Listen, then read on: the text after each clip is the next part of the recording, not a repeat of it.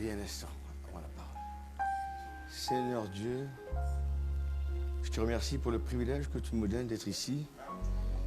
Et comme le pasteur vient de dire, ce n'est pas pour débiter nos propres pensées, c'est pour apporter le message de l'heure, le message pour cette saison. Et tu connais les besoins individuels. Et comme ton prophète l'a déclaré, le don de Dieu, c'est de pouvoir sauter du chemin et de laisser le Saint-Esprit agir. Ainsi, le Saint-Esprit saura satisfaire, étant Jéhovah Jireh, les besoins de chaque personne ici. Ton prophète, en priant, il a dit, nous sommes un peuple nécessiteux. Nous avons tous des besoins. J'ai des besoins moi-même, Seigneur. Nous prions que le Saint-Esprit prenne cette réunion sous son contrôle. Je te prie pour le pasteur qui a été bienveillant de me laisser sa chair et pour le travail qu'il accomplit ici dans cette région du monde. Bénis-le, je sais que c'est quoi être un pasteur et tout le fardeau que ça comporte, la guerre, le combat, les batailles qu'on a à livrer. Bénis-le, c'est ma prière. Bénis sa famille aussi. Bénis ses enfants, bénis les offices, les administrateurs, les diacres, tous ceux qui œuvrent ensemble, qui le soutiennent dans cette œuvre ici. Je prie dans le nom du Seigneur Jésus. Amen. Je vais vous asseoir un instant. Vous savez que nous, les gens des îles, des fois notre français n'est pas aussi bon français que vous. Je me disais peut-être que j'allais prêcher en anglais, quelqu'un m'interprétera, mais ce serait trop long. Ça fait que je n'ai pas trop de temps, je comprends ces jours de semaine. Je voudrais saluer vous tous dans le nom du Seigneur Jésus-Christ. Vous souhaitez, eh bien, j'ai rencontré le pasteur hier, Massamba, que le Seigneur bénisse. C'est pour ça que j'ai un croyant qui est venu de très loin, de Nantes, qui a fait le trajet jusqu'ici. Là, il s'appelle Samuel Mungli. Je veux le saluer dans la salle s'il est là. Voilà, il est là à l'arrière, que le Seigneur le bénisse. J'aimerais vous dire que votre pasteur a été très bienveillant. J'apprécie ça aujourd'hui, de nos jours, avec tout ce qui se passe autour dans le monde. C'est difficile de donner votre chair à n'importe qui. Il y a trop, les gens viennent injecter trop de choses qui perturbent la bonne marche des croyants. Et nous comprenons cela. Et la passion des âmes, qu'un pasteur a pour ses âmes, pour ses brebis, je ne voudrais en aucun cas venir déranger, perturber ça. Au contraire, le prophète le déclare quelque part dans le message présumant, en prêchant 62, il dit qu'il faut au contraire essayer d'étendre la couverture, d'aider ce pasteur-là. Parce que déjà, c'est Dieu pour lui. Alors, puisque c'est qu'une petite visite que je fais chez vous, et avec l'heure qui m'est allouée à prêcher, je ne ferai pas un sermon sur un sujet quelconque. Je vous dirai seulement un petit texte quand Dieu parle. Et je vais en même temps vous adresser ce qu'il y a dans mon cœur, ce que j'ai expérimenté dans les années passées. Qu'est-ce qui fait que je suis venu au message? Alors vous allez entendre mon témoignage un peu. Et on va lire aussi la parole et le message.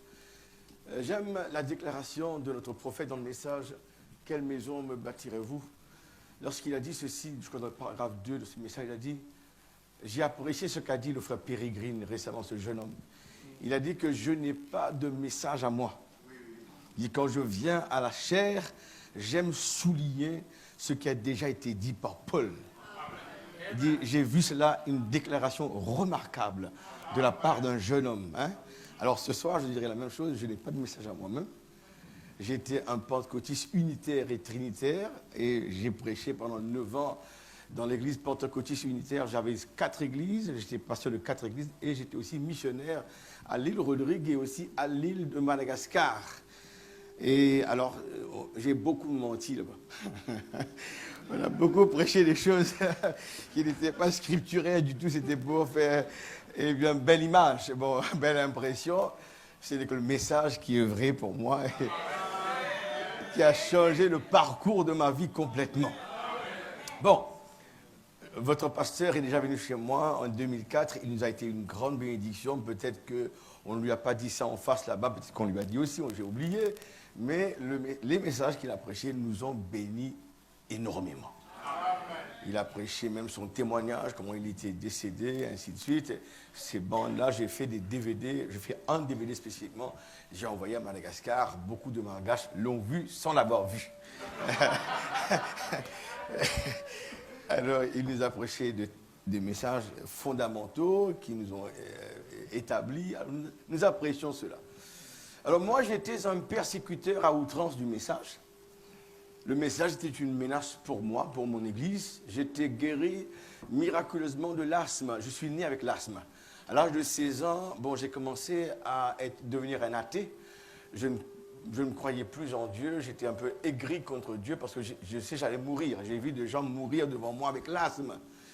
Et moi, j'avais cette maladie, c'était très bizarre. Je ne pouvais plus apprendre. Je devrais mettre mes pieds sur une chaise pour pouvoir respirer normalement et faire mes cours. À l'âge de 16 ans, j'ai commencé à lire des livres par Albert Camus. Dieu est un tyran, Jean-Paul Sartre, toutes ces histoires. J'ai commencé à apprendre. Et je tournais vers la philosophie. Et à l'âge de 16 ans, j'étais souffrant, une longue histoire à cause du temps. Mon père, je sors de l'école, je peux à peine respirer. Il me dit, tu vas avec moi à l'église? Je dis, quelle église? Il dit, l'église que ces jeunes gens nous ont présentée la fois dernière.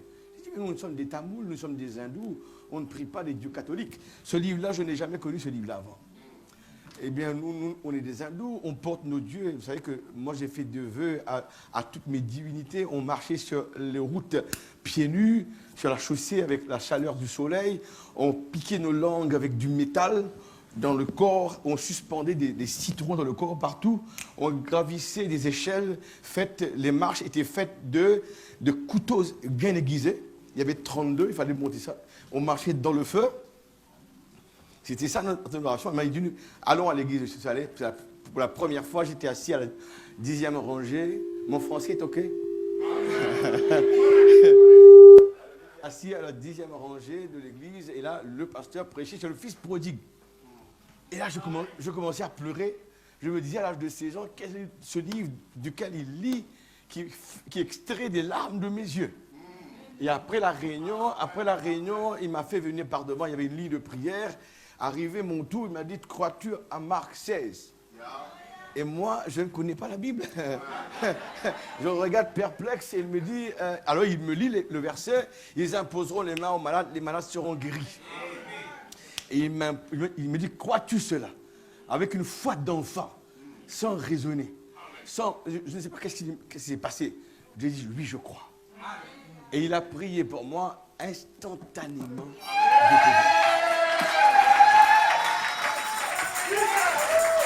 Et aujourd'hui, j'ai 57 ans, 41 ans après, je n'ai jamais souffert d'une seule crise d'asthme.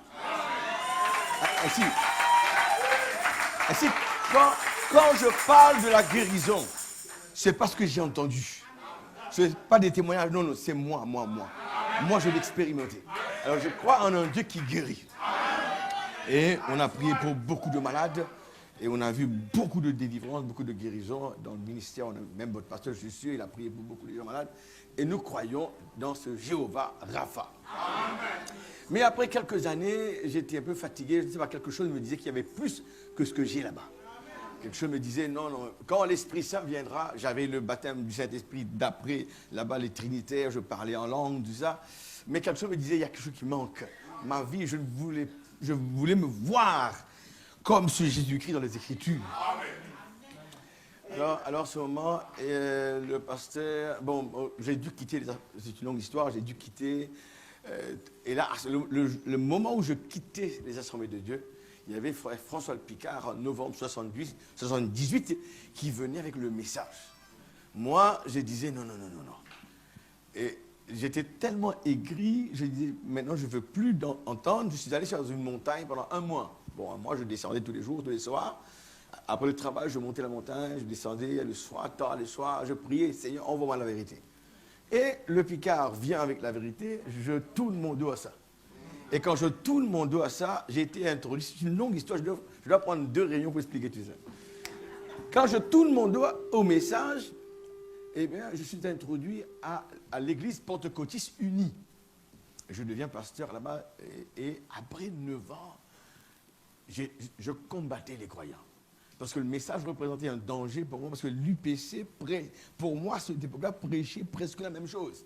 On prêchait la sainteté. Il ne fallait pas qu'il y ait de la télévision chez vous. Eh bien, les femmes, les sœurs devaient avoir de longs cheveux, la sainteté. En fait, tout était presque identique. On baptisait au nom du Seigneur Jésus-Christ, mais je ne savais pas qu'il y avait une erreur quelque part. Bon, après 9 ans, moi, je voulais détruire le message. J'ai fait sortir les gens du message.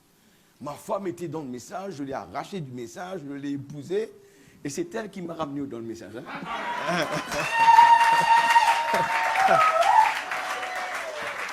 Et j'ai persécuté ces gens-là. Même il y avait le pasteur à l'île Rodé qui s'appelait Zacharie Lévesque, son fils est déjà venu ici bien longtemps.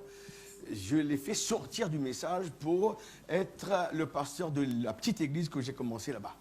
Je suis parti là-bas, premier voyage missionnaire, dans un bateau. Je vomissais, c'était 1 jour et demi de voyage.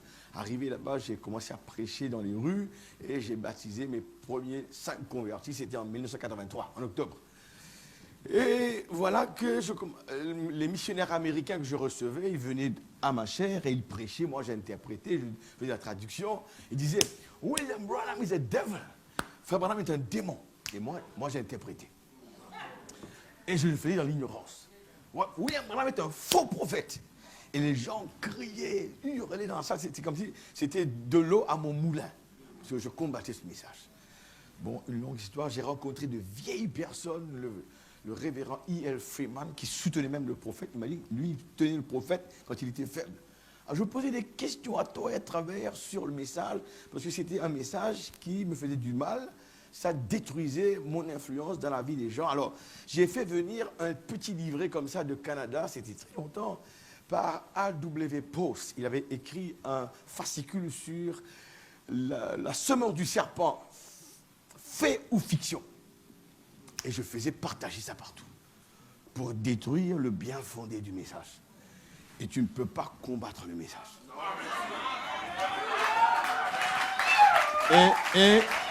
Et j'ai payé cher. Bon, ça, je vais garder ça pour un autre témoignage quand je reviens ici.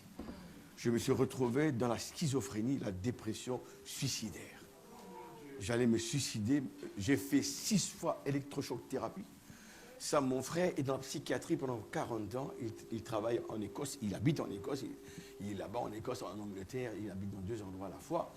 Et lui m'a dit que là-bas, c'est banni depuis bien longtemps parce qu'une seule thérapie comme ça te rendrait fou à jamais.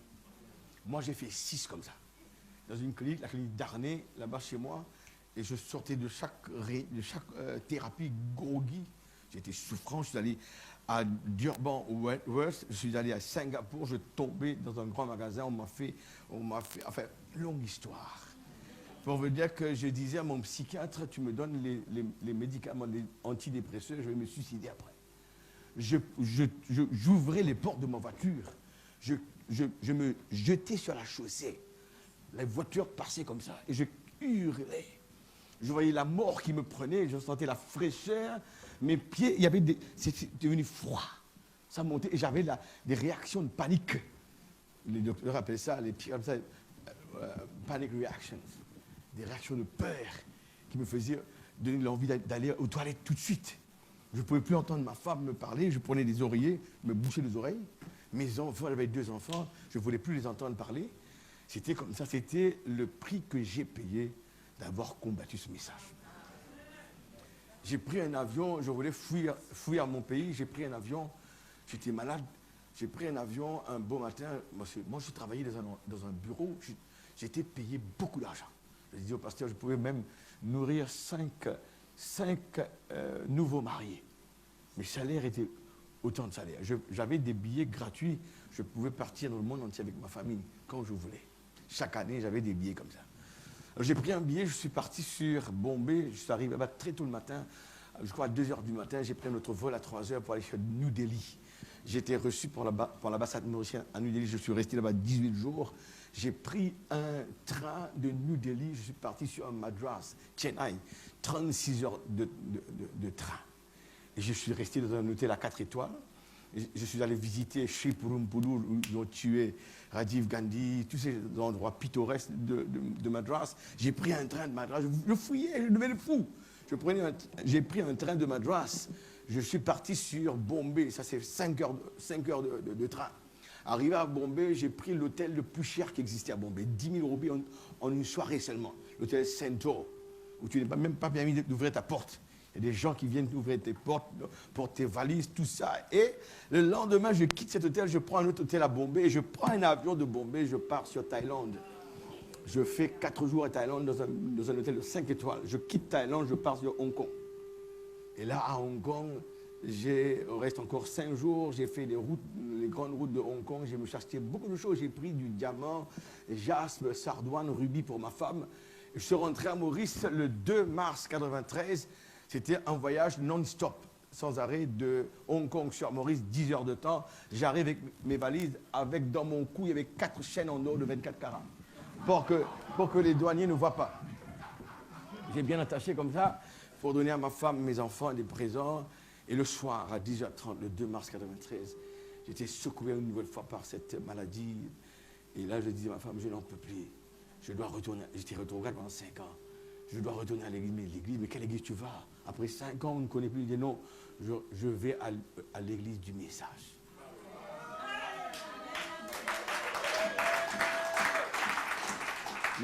Ma première réunion, c'était le 7 mars 1993. C'était un dimanche matin. Et jusqu'à aujourd'hui, 23 ans après, je suis toujours là. Ce message m'a gardé. Ce message m'a gardé debout et avec l'aide de Dieu, là, à Madagascar, où j'ai été en 1982, où je suis allé prêcher là-bas ma première visite contre le message. Il y avait des gens, peut-être 4000 personnes à Ambandjana, la ville, n'est-ce pas, de Tanarive, un peu plus au coin. C'est un endroit où il y avait les conventions. J'étais un des orateurs, eh bien, outre-mer. Alors moi, je suis allé là-bas et mon interprète était un médecin. Un très grand médecin s'appelle le docteur Narivel Rakutundrajon. Et lui, il m'interprétait et je prêchais contre le message. Maintenant, ce qui m'a poussé à dire 193, que je vais dans le message, c'était mon esprit est parti en arrière 9 ans avant. C'est-à-dire en 1984, moi, le Picard, à chaque fois qu'il venait, je le persécutais. J'allais à ses réunions juste pour le perturber. Juste pour lui poser des questions, excusez-moi l'expression, pour l'emmerder. C'était ça le but, pourquoi j'allais là-bas, pour la gasser avec la semence du serpent. C'est la chose que je ne pouvais pas comprendre. Alors finalement, je ne sais pas qu'est-ce qui s'est passé, je l'ai invité chez moi, j'ai laissé ma maison avec lui pendant 15 jours, 14, je ne me rappelle pas trop combien de jours, mais j'ai laissé ma maison avec lui pour qu'il habite là-bas. Et le matin, moi et ma femme, on venait là-bas pour préparer son petit déjeuner. Mais c'était dans le but de venir toujours l'embarrasser avec des questions. Ouais. Et là, le frère de Picard, il avait toujours une poche là. Alors, il m'a dit, tu sais quoi, je te promets, je t'envoie 3 brochures quand j'irai en Suisse. Effectivement, je vois 15 jours après, je reçois les brochures. Le titre, c'était « Pourquoi crier parle ? Le temps de l'union et de son signe, Paul, prisonnier de Christ. » Il m'envoie ces 3 brochures que je mets dans un tiroir en 84. Ça va rester dans le tiroir pendant 9 ans. Écoutez maintenant, hein. Maintenant, ce qui se passe, le Picard, tous les matins, je viens, je fais son petit déjeuner, mais en même temps, des questions pour le perturber. Et puis ça, le jour de son départ, il me téléphone, il disait, Nanda, j'ai une surprise pour toi à la maison. Quelque chose de très simple. Je rentre à la maison, il y avait le poignet de mon armoire qui était cassé depuis longtemps. Il l'a remplacé par, eh bien, un nouveau. Et il y avait, dans ma salle de bain, il n'y avait qu'un tuyau, il n'y avait pas comment on appelle ça? Voilà, il n'y a pas de sprayer. Il a acheté de nouveau en inox, il l'a mis. Et il est parti. Moi, dans mon cœur, je me disais, un message que je combats. Un homme que j'appelle, qui vient des démons. Comment peut-il y avoir une vie comme ça?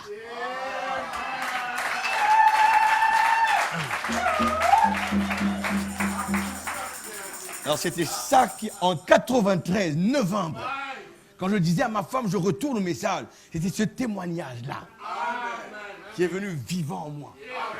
Pour me dire que le message n'est pas seulement des brochures, c'est une vie.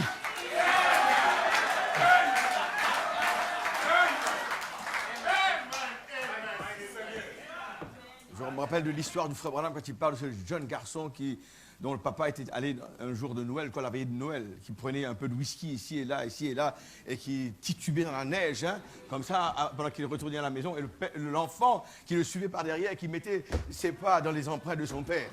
Et le père qui se retourne, dit, qu'est-ce que tu fais? Il dit, je ne fais que suivre tes pas. Il était touché à l'intérieur, il a pris l'enfant, il dit, je te promets, je ne le ferai plus à nouveau.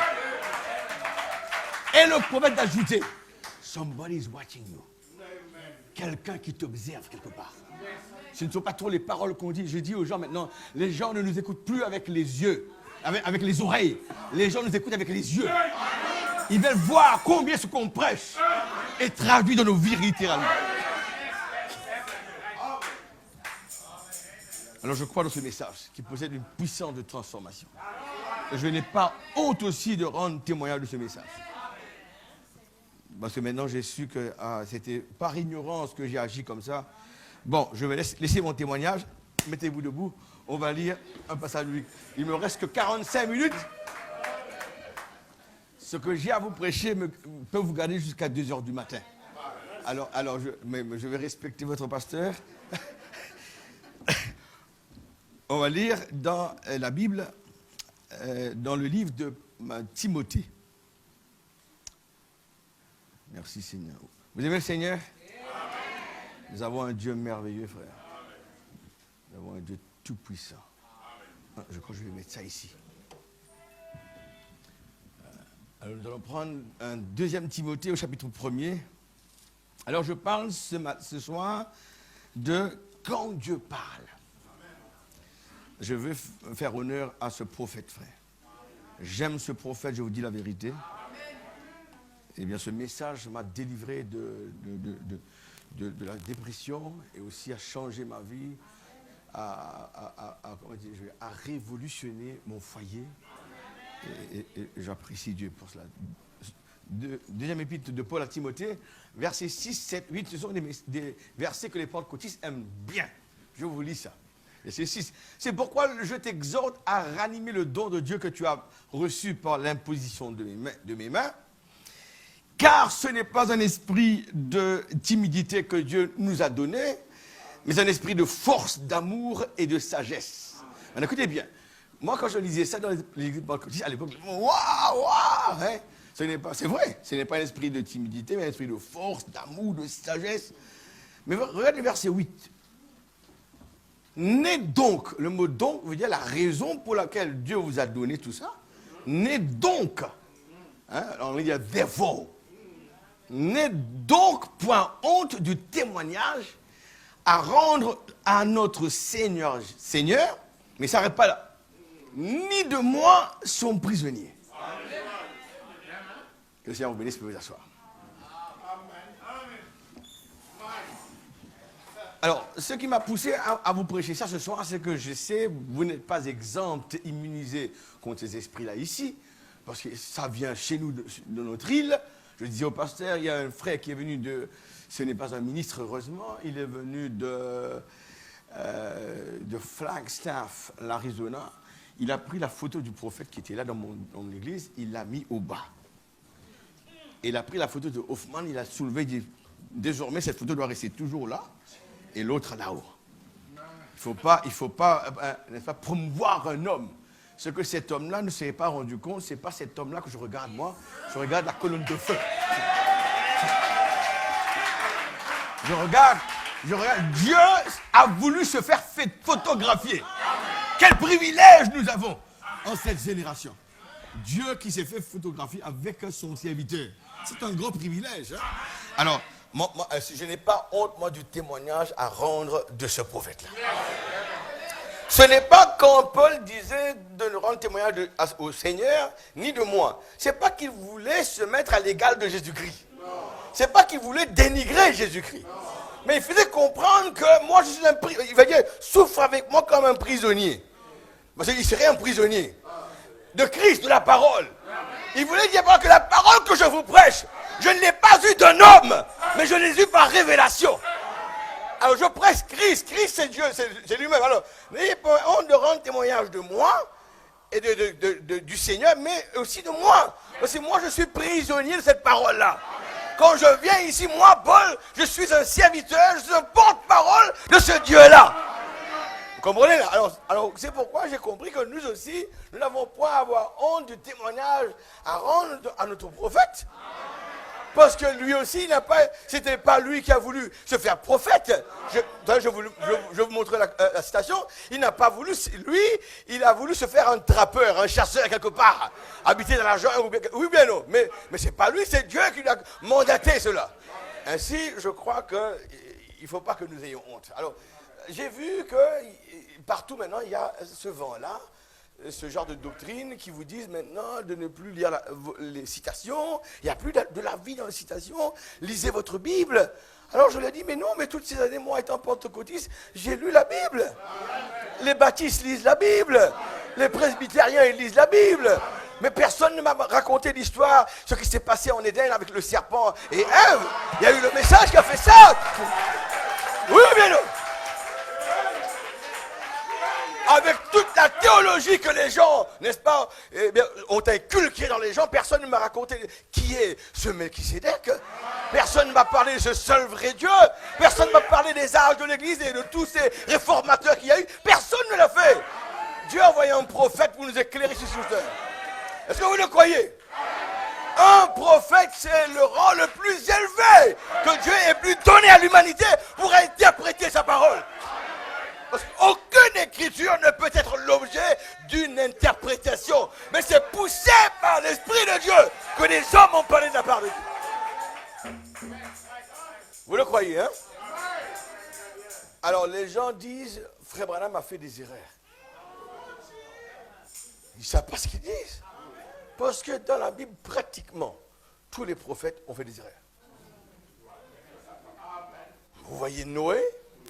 Il est sorti de la barque, il a bu du vin des raisins qu'il a plantés. Jacob, un escroc,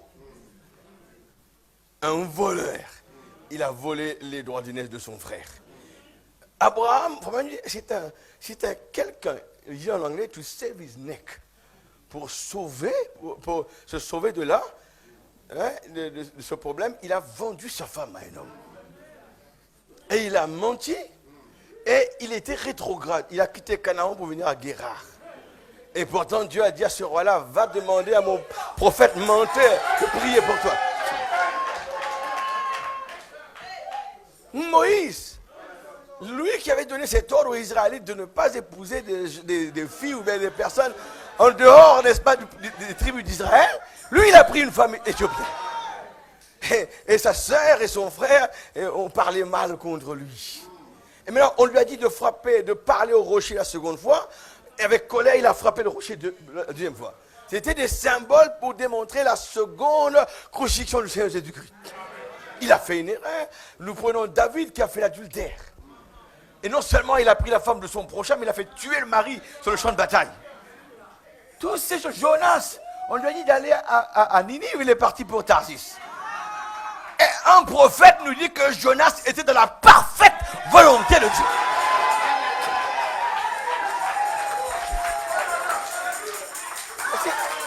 Avec toutes ces erreurs, soi-disant, cet homme osé est allé épouser une prostituée. Alors qu'il est un homme de Dieu, il savait qu'il fallait qu'il épouse une vierge.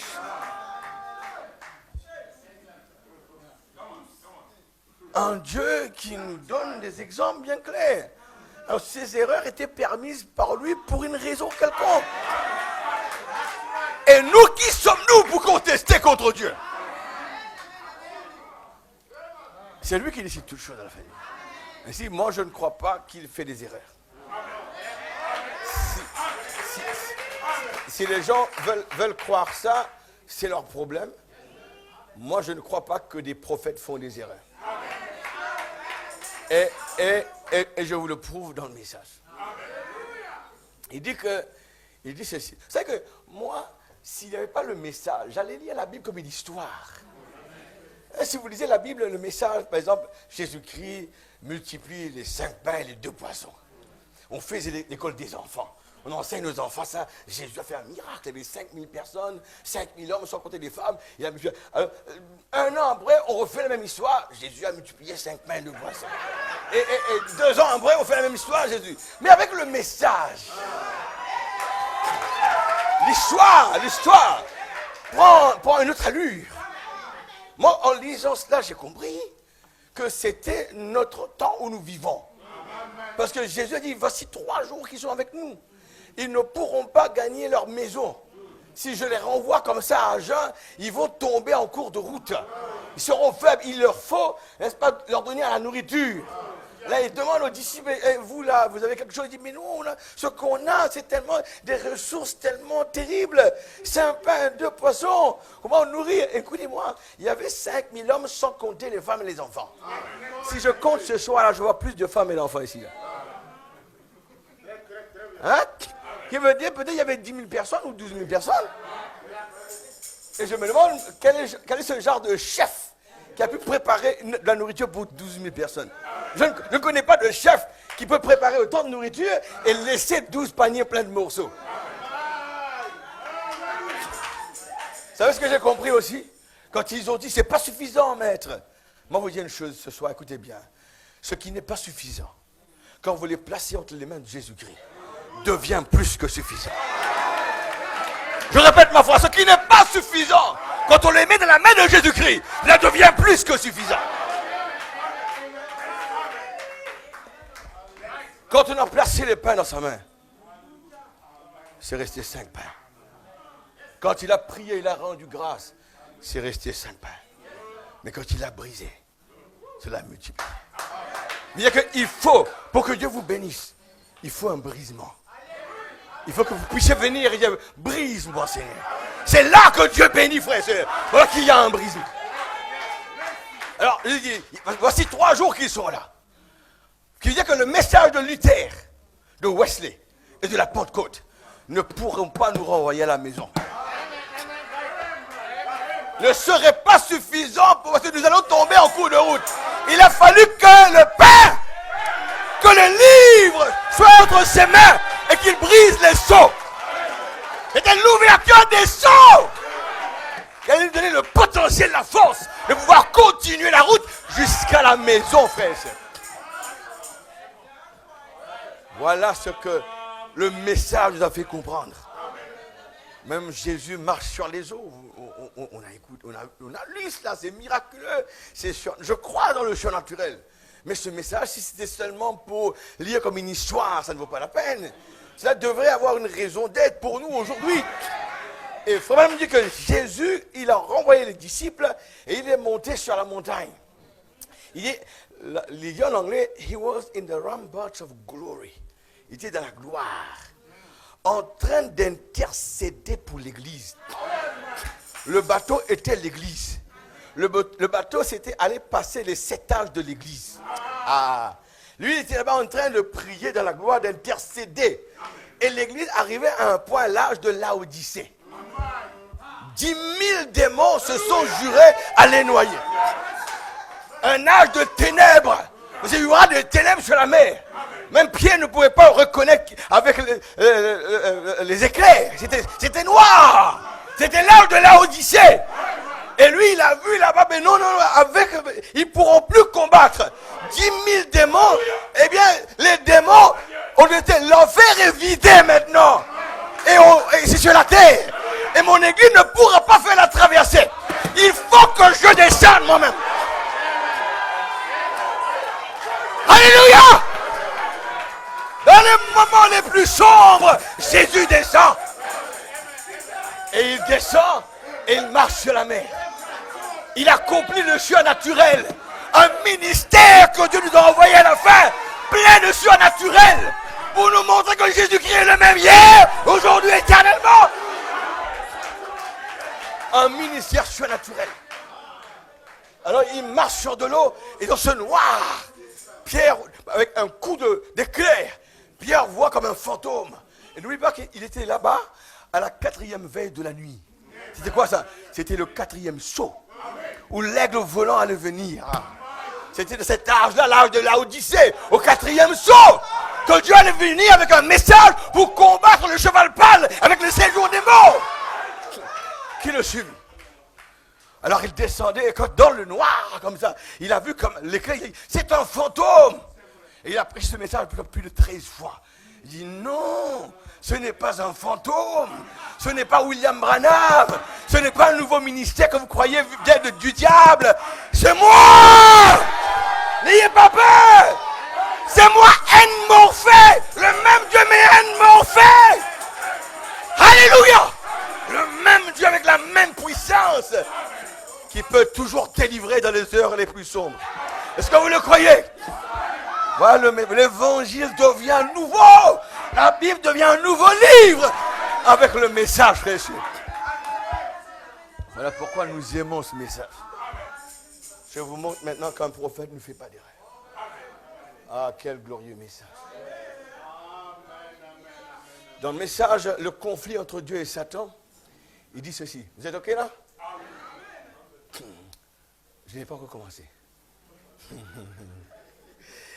Le conflit entre Dieu et Satan, il dit ceci. Ah, j'aime le message. C'est un glorieux message. Je cherche cela en français, c'est en anglais. Je préfère donner ça en français. Quelqu'un disait, Farah fait des erreurs. Moi, j'ai vu dans le message le respect. Il dit ceci. J'aimerais vous rappeler, paragraphe 71, le respect, prêché le 15 octobre 61. Il dit que j'aimerais vous rappeler autre chose. Si Dieu a envoyé le messager et a confirmé par les signes qu'il était le messager envoyé par Dieu, alors il leur appartenait d'obéir à ce messager. Exactement. Ils doivent obéir au messager et avoir du respect pour ce messager. Voyez, Josué et Caleb, ils restèrent à son côté. Oui, monsieur. Quoi que Moïse fit, il le faisait aussi. Que Moïse eut raison ou pas, il restait néanmoins avec lui. Alors, je ne veux pas écouter, voyez-vous, parce qu'il savait que c'était le messager. Il dit qu'aujourd'hui, les gens, Satan, à l'époque de Ève, à l'époque de Noé avant, il avait établi le même système que dans le jardin d'Éden. Il dit en Éden, il y avait 2 personnes. À l'époque de Noé, il y avait plus de gens qu'aujourd'hui. Il dit, il y avait peut-être 9 milliards. Aujourd'hui, d'après le dernier recensement, il y a à peu près 7 milliards. Écoutez, il dit, Satan, à cette époque, avait établi le même système que dans le jardin d'Éden. Voilà le système de Satan. Raisonner contre la parole de ses prophètes. Voilà le système que Satan avait établi en Éden, en Noé, et comme c'était à l'époque de Noé, ce serait la même chose aujourd'hui. Satan a inventé un système, et c'était de raisonner contre la parole de ce prophète. Même chose. Donc, Satan a établi son système. Là, il n'avait plus affaire à 1 ou à 2 personnes comme en Éden. Il avait affaire à des milliards de personnes. À l'époque antédiluvienne, il y avait probablement plus de gens que maintenant. Ils s'étaient multipliés sur toute la surface de la terre. À cette époque-là, il y avait une terre remplie de gens, probablement beaucoup plus que les gens que maintenant. Ils le disent 2 fois. Et je le crois, moi, parce qu'aujourd'hui, il y a contrôle de naissance. Il n'y avait pas ça à l'époque de Noé. Family planning. Birth control.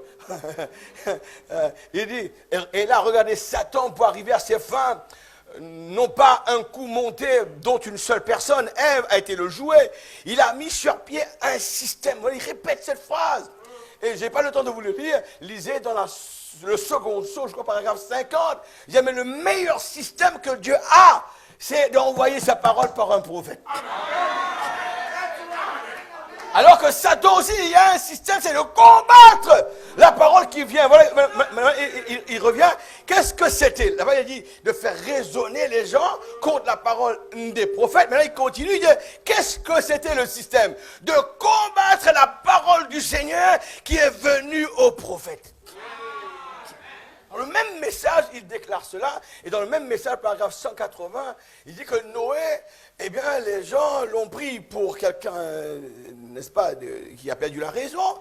Il dit, Noé est entré, il s'est conformé à la volonté de Dieu, Dieu a fermé la porte derrière lui, mais il n'y a pas eu de pluie avant 7 jours. Je me demande ce que Noé a pensé à l'intérieur pendant tout ce temps.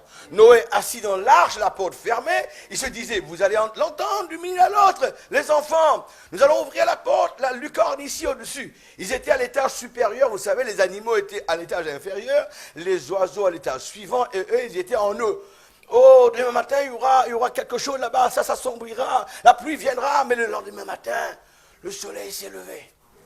Écoutez, peut-être que certaines personnes qui ne croyaient Noé qu'à demi, peut-être qu'elles sont montées là-haut et se sont postées autour de l'arche en disant, vous savez quoi, il se peut que ce vieil homme ait eu raison. On ferait mieux de se poster ici, eh bien, et là, ils ont vu une erreur. Et le prophète d'agiter, les prophètes de Dieu ne font pas d'erreur. La parole de Dieu ne peut pas faillir.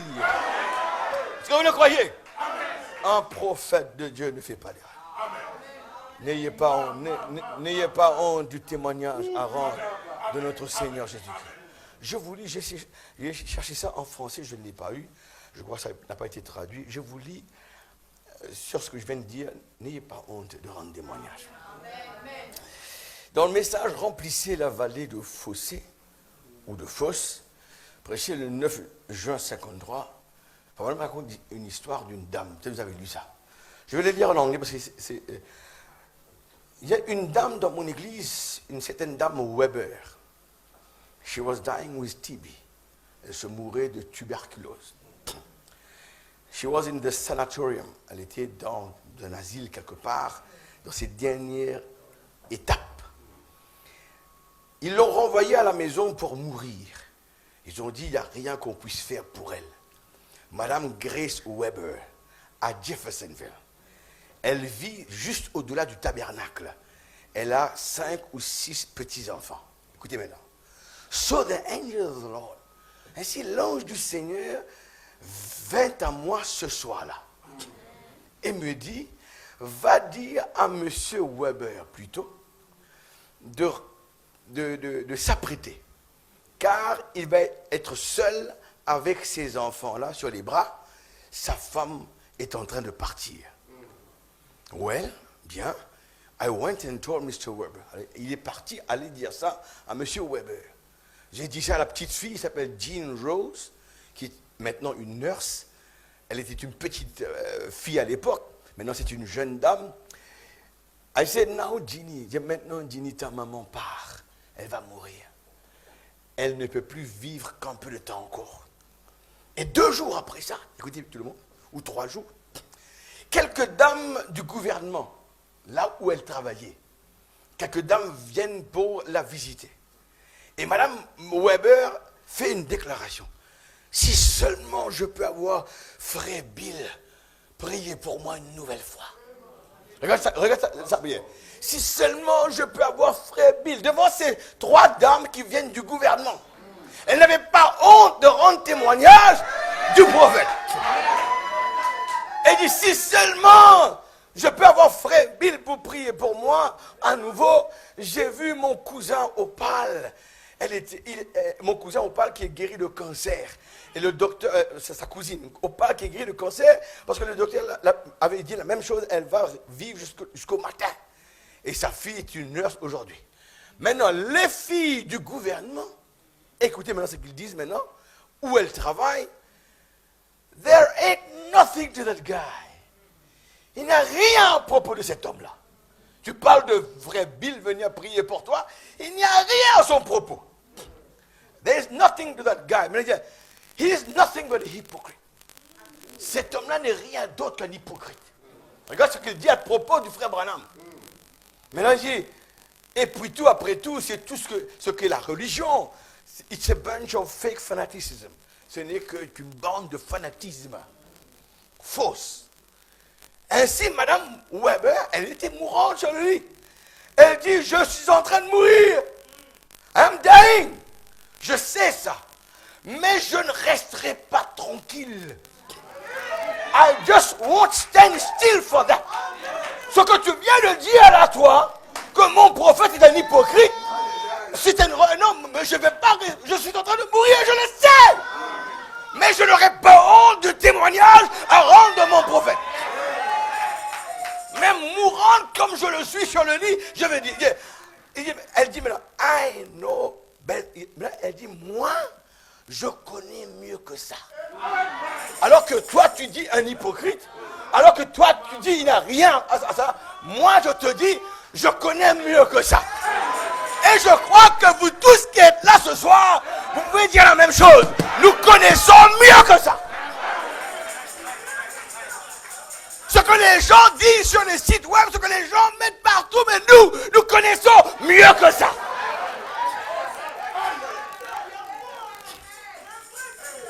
Là, il dit, she said, I lived right here around this city.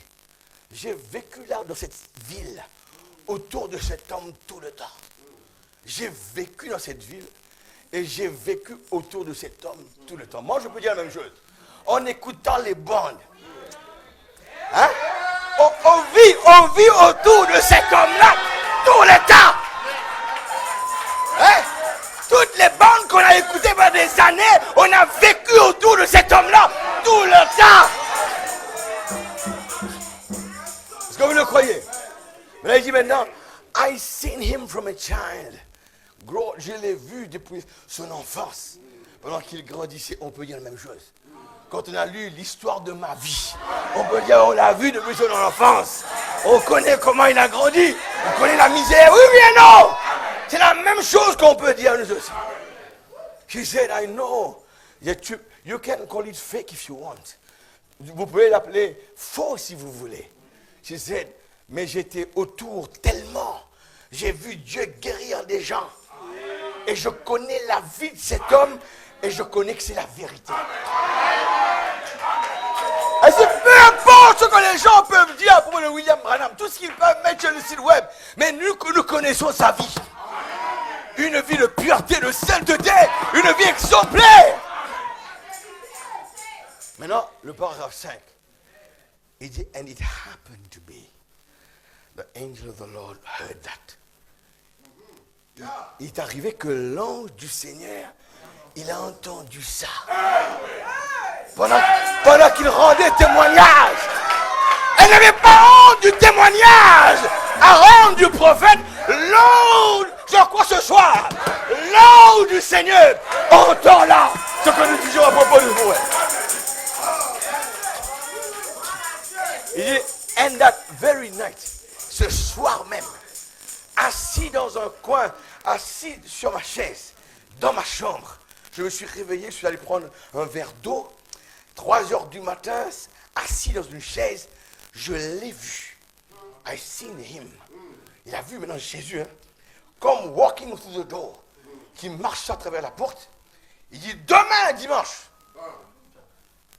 ils vont prendre Madame Weber, vont l'emmener à l'église. Ils vont la mettre à l'arrière, là-bas du tabernacle, au coin complètement. Il dit, va lui dire. Il said, va lui dire, I heard her. Je l'ai entendu.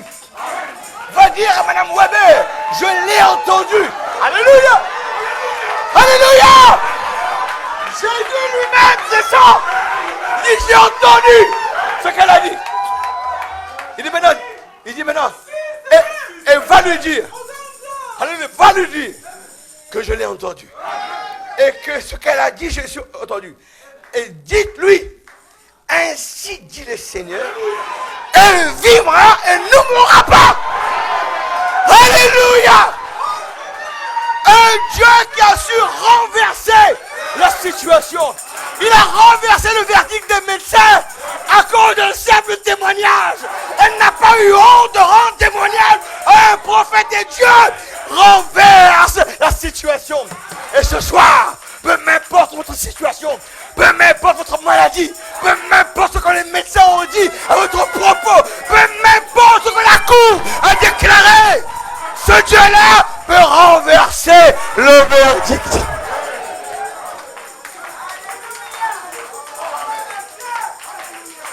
Je dis aux gens, je n'ai pas peur des sorciers. Prenez mes vêtements, prenez mes chaussures, allez dans le cimetière si vous voulez. Mais ce Dieu-là, il change le verdict. Il renverse les situations. Est-ce que vous le croyez?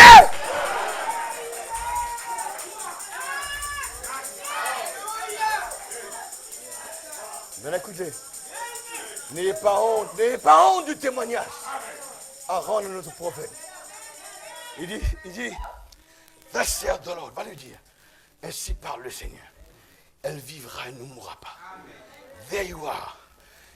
Tu peux aller la voir si tu veux. Il y a 7 ans de cela. His presence was there. Sa présence était là. Regarde la phrase. When she was taking up for what was right. Elle avait pris position pour ce qui est juste. Parce qu'elle a pris position pour ce qui est juste, l'ange est venu. Et l'ange a déclaré, tu ne mourras pas, mais tu vivras. Alléluia! Comme c'est merveilleux! Mais écoutez. Il répète encore, sa présence était là. And he found her. Et il l'a trouvée. So he come, alors il est venu. Et quand elle a dit ça à ses femmes, and he had respect to her. Le Seigneur, maintenant, a eu du respect envers elle. Pourquoi? Regarde la raison. And he had respect to her. Dieu a eu respect pour elle, envers elle, parce qu'elle avait du respect pour ce qui représentait Dieu.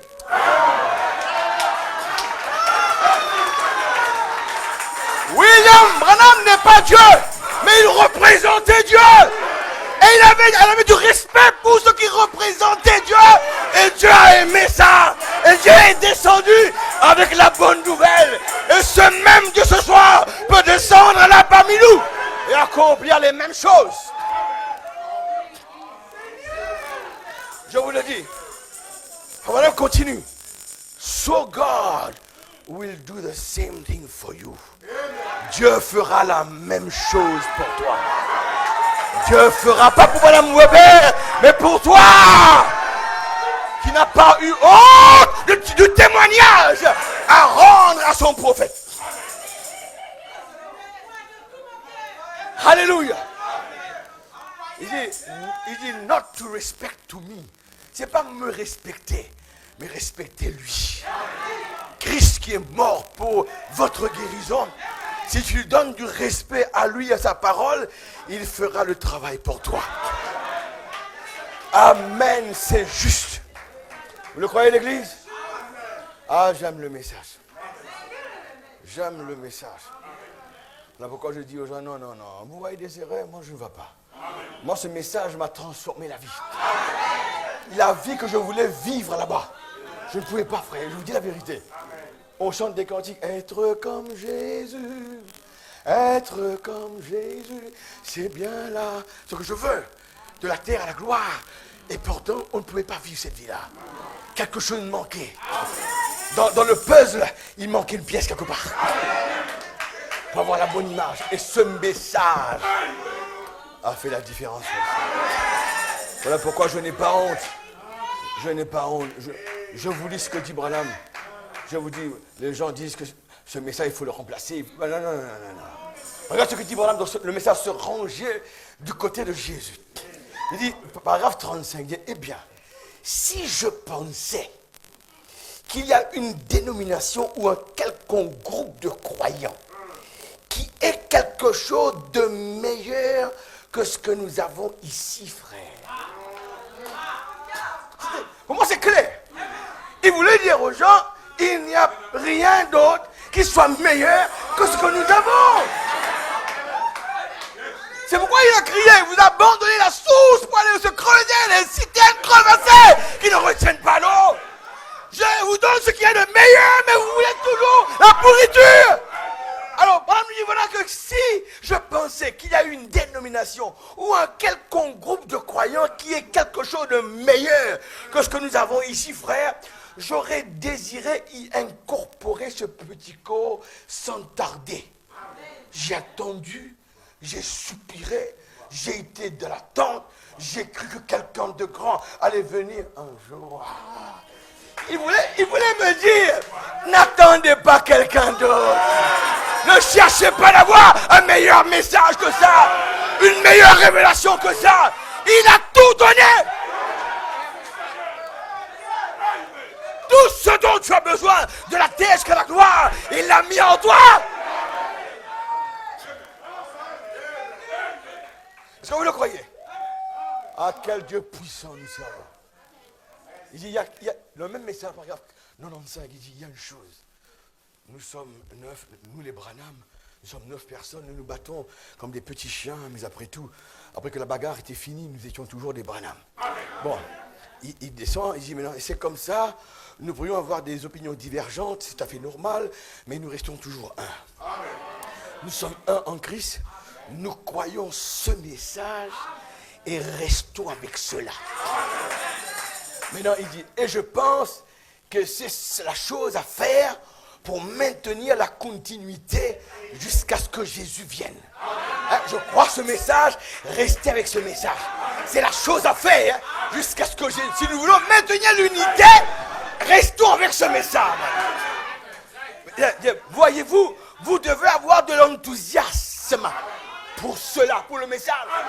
C'est ce que si je peux faire ça avant de partir, réveillez votre enthousiasme. Le feu, réveillez ce feu qui est en vous pour ce message. Regarde le nombre de fois qu'il va utiliser ce mot-là. Il dit, voyez-vous, vous devez avoir de l'enthousiasme pour cela, voyez le message. Si vous n'avez pas d'enthousiasme, alors il y a quelque chose qui ne marche pas. Si vous n'éprouvez pas un désir ardent de jour en jour pour Dieu, quelque chose ne marche pas. Il faut qu'il y ait un enthousiasme. Et il répète, il y a quelque chose qui ne marche pas. Ne dites pas simplement, eh bien, le mois passé, j'étais vraiment enthousiasmé. Et il dit, alors il y a quelque chose qui ne marche pas. 3 fois. Mais je ne sais pas maintenant. Vous voyez, là, alors il y a quelque chose qui ne marche pas quelque part. Vous devez avoir de l'enthousiasme à tout moment. À tout moment. Et continuez simplement à cogner. À cogner. C'est le diable qui essaie de vous avoir. C'est pour cette raison que j'ai toujours aimé notre dernier président Eisenhower. J'avais une grande admiration pour le général Eisenhower. Il disait, quand nous combattons, il disait à plusieurs reprises, nous prenons un obus et nous l'introduisions dans le canon et tirions le percuteur dessus. Nous le lâchions et cela ratait. Ça n'explosait pas. Il disait, nous n'abandonnions pas. Nous n'abandonnions pas. Il disait, nous pouvons y mettre un autre et cela ratait aussi. Il disait, nous n'abandonnions pas. Il disait, nous continuons à avoir des ratés jusqu'à ce qu'il y ait un qui explose. Alléluia. C'est cela. C'est comme ça qu'on gagne la guerre. Essayez toujours.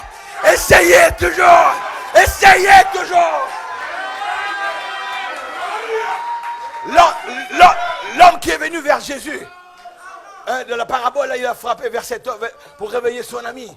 Il dit, donne-moi du pain, j'ai des amis qui sont venus le soir, j'ai pas de pain. Mais il n'a pas dit du pain, après il est parti. Il me dit non, le mot veut dire knock-off en anglais. Viens, on continue à taper. Du pain.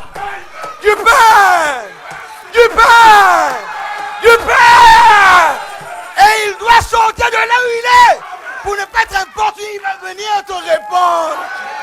Il faut toujours essayer et ne pas se relâcher. Essayez toujours. Jetez l'obus dedans et tirez-le. Vous avez un but, une cible à toucher. Et si ça n'explose pas, jetez-le dehors et introduisez un autre. Et essayez encore. Introduisez un autre et essayez encore. Jusqu'à ce qu'il y ait un qui explose. Il y aura un dedans qui est vif. Et l'un d'eux explosera. Et de cette manière que nous devons agir, continuer simplement à tirer, jusqu'à ce que quelque chose arrive. Vous le croyez, l'Église? J'aime ce message. Je vais vous lire une dernière citation. J'ai beaucoup. Je vais vous lire une dernière citation. Quand Dieu parle, Voilà pourquoi je crois que ce prophète, Dieu a parlé au travers de lui. Au message, la résurrection de Lazare, il dit, oh my, when God speaks, oh là là, quand Dieu parle, il dit, whole heaven records it. Tout le ciel l'enregistre. Quand Dieu parle, il dit, tout le ciel l'enregistre. Écoutez, écoutez. Écoutez, il dit, tout le ciel l'enregistre. Il dit, peu importe combien ça paraît drôle. On dit funny. I don't care how funny it is. Peu importe combien ça paraît drôle. Ou paraît déraisonnable. Contraire à la raison. La chose arrivera de toute façon. En effet, Dieu a dit que ça arriverait. Et mes paroles s'accompliront à leur temps. Quand Dieu parle, tout le ciel l'enregistre. Peu importe si c'est déraisonnable, si ça va contraire à la raison, mais Dieu l'accomplira. Un homme, il vient, n'est-ce pas, il a pris en emprunt une hache. Et ce que tu prends en emprunt, tu deviens esclave de qui tu empruntes. Il a pris une hache en emprunt et il est allé couper du bois. En coupant le bois, le métal, la partie du métal est tombée dans l'eau. Et l'eau était profonde. Il se retrouve devant un dilemme, devant une crise. Il fait l'appel à Élisée. Il fait appel à l'esprit d'Élie, qui connaît résoudre les problèmes de crise. Alors il vient et il donne la solution.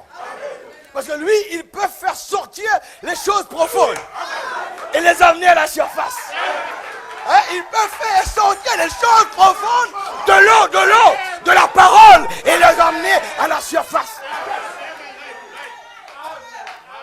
Alors il vient sur les lieux, il a été convoqué sur les lieux et il donne la solution. Très simple. Il dit, tu sais ce que tu vas faire? Tu vas sur un autre arbre, tu coupes un morceau de bois et tu le mets là, ce bout de bois, là où le fer est tombé. Et le fer va flotter.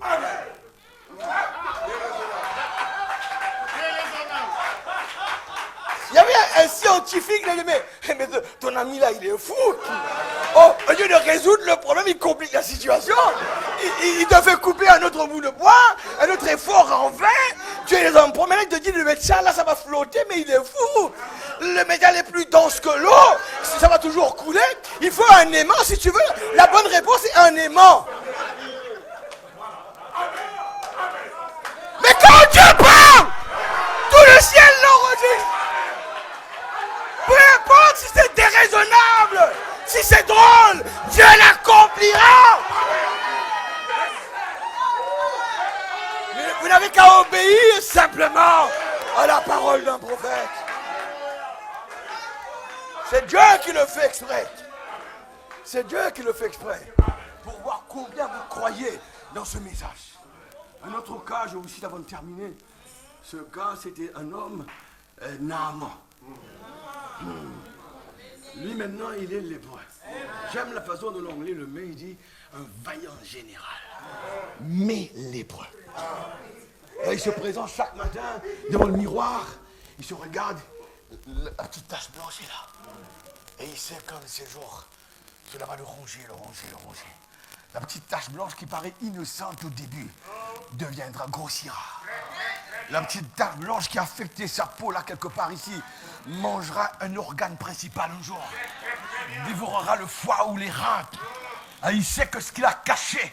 Il vient devant les parades, devant tous ces hommes en uniforme, les boutons bien vernis, qui brillent comme tout. Mais personne ne sait qu'à l'intérieur, il y a un problème.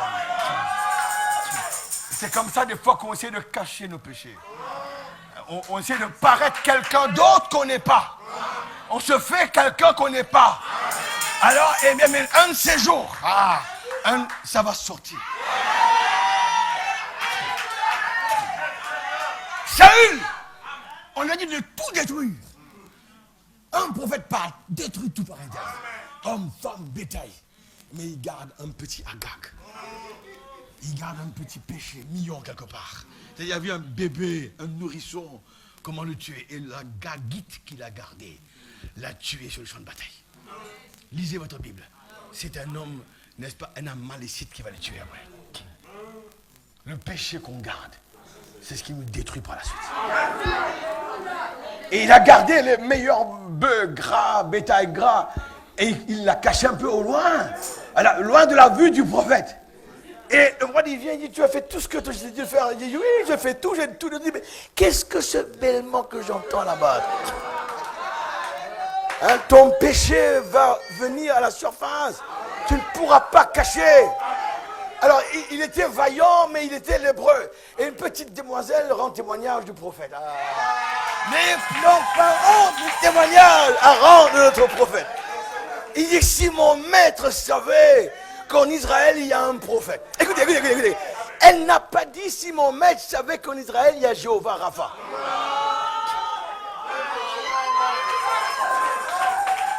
Parce qu'un prophète est un don de guérison.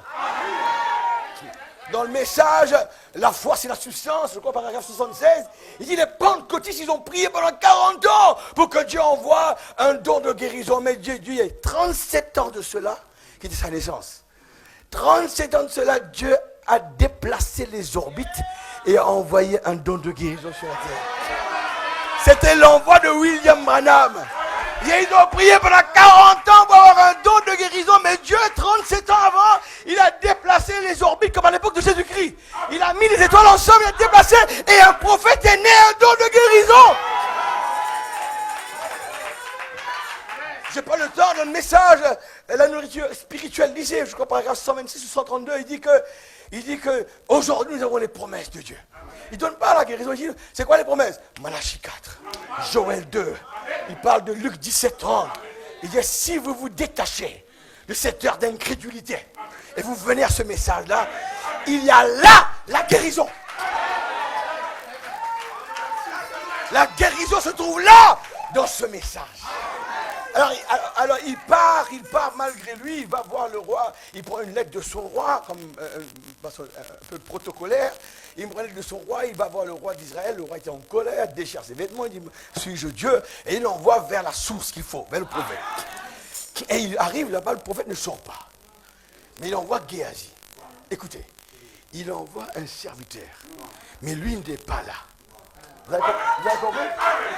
Vous avez compris? Il envoie un serviteur, mais lui il n'est pas là. Il est parti, hein?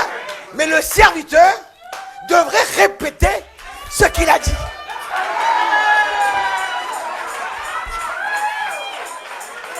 La guérison se trouvait dans les paroles d'un serviteur qui répéterait fidèlement ce que le prophète a dit.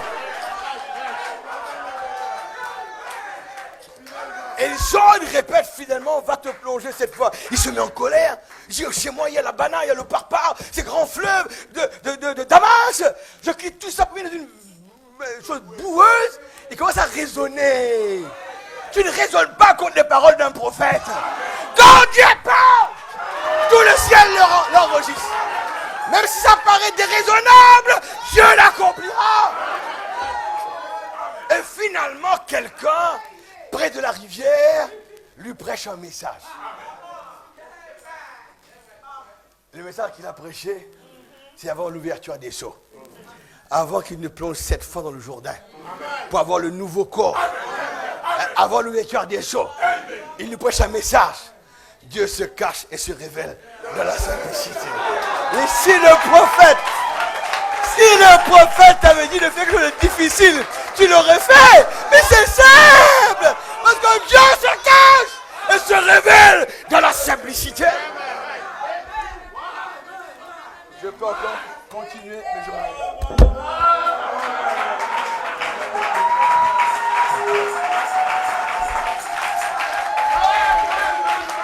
C'est parfait. C'est parfait. Amen. Quand Dieu parle, que le Seigneur bénisse notre frère. Amen. Que le nom du Seigneur soit béni. Le pasteur Nanda de l'île Maurice. Amen. Je remercie le Seigneur. Vous avez été bénis.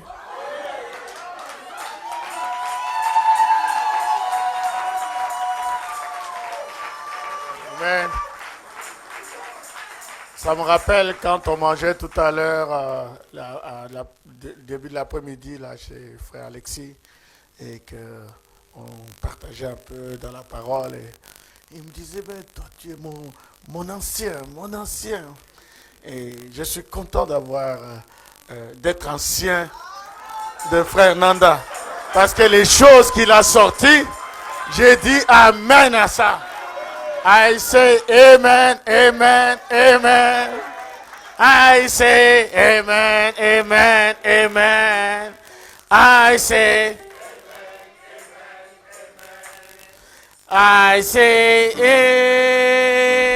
amen. Je dis, j'ai dit,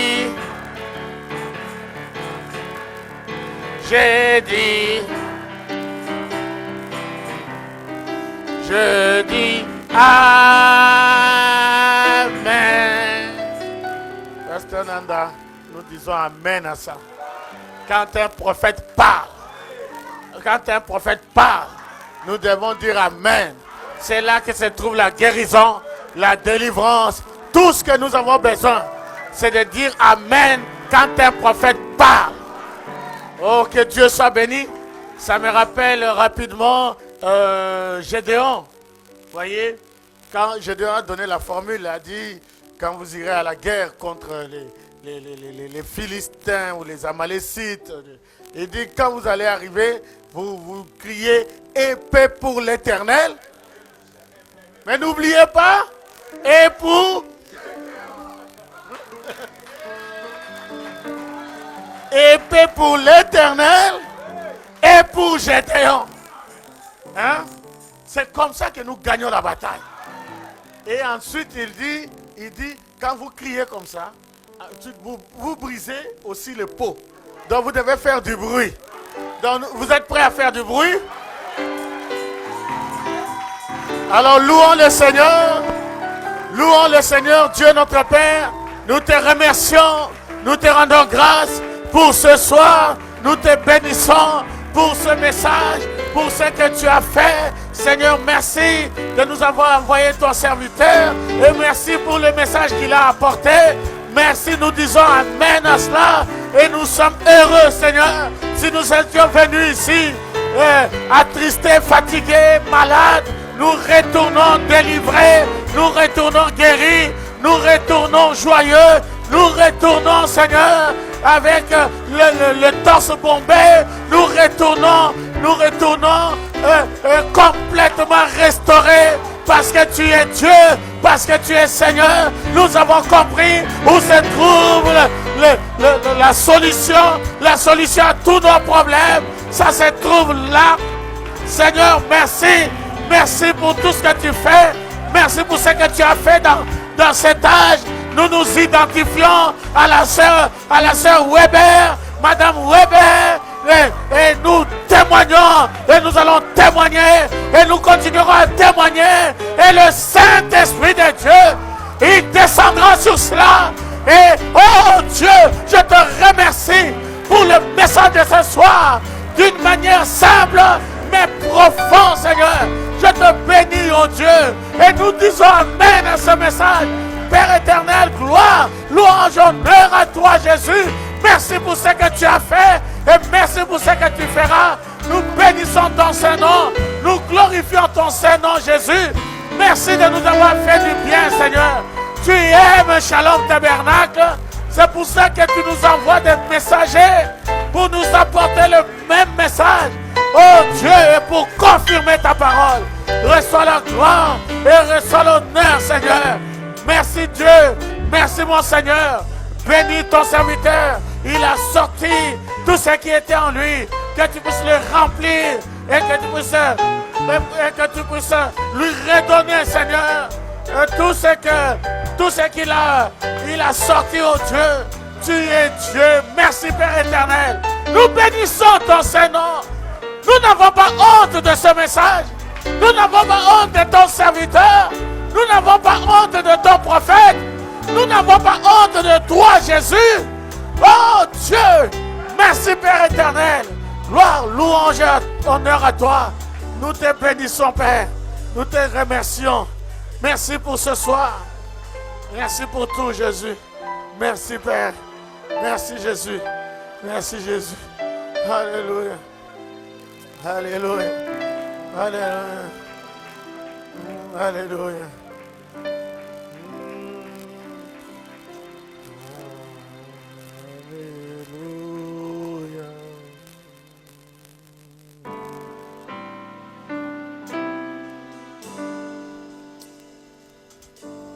Chantons cela.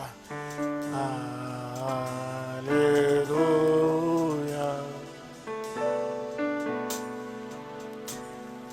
Alléluia.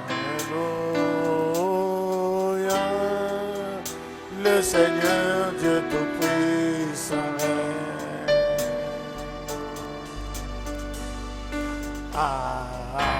Alléluia. Oh Jésus, merci. Alléluia.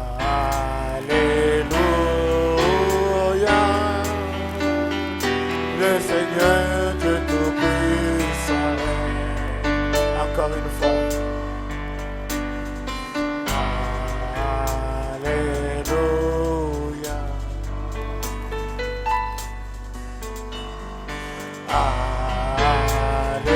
Alléluia.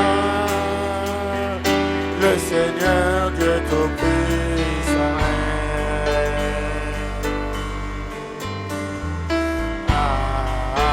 Alléluia.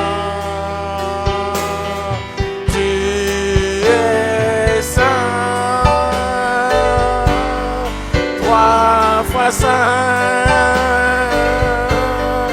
le Seigneur Dieu Tout-Puissant. Hey! Digne l'agneau, digne l'agneau, tu es saint. Adorez-le, 3 fois saint, le Seigneur Dieu Tout-Puissant. Digne l'agneau, digne l'agneau, tu es saint, 3 fois saint, le Seigneur Dieu Tout-Puissant. Béni sois-tu, Seigneur, digne l'agneau, digne l'agneau.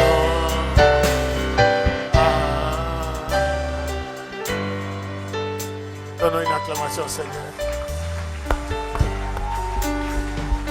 Amen. Alléluia. Gloire à ton nom, Jésus. Merci. Merci, Jésus. Amen.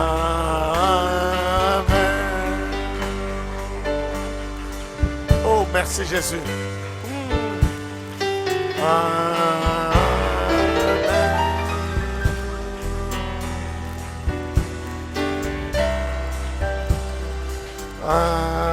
Amen. Que le Seigneur vous bénisse. Allez dans la paix du Seigneur.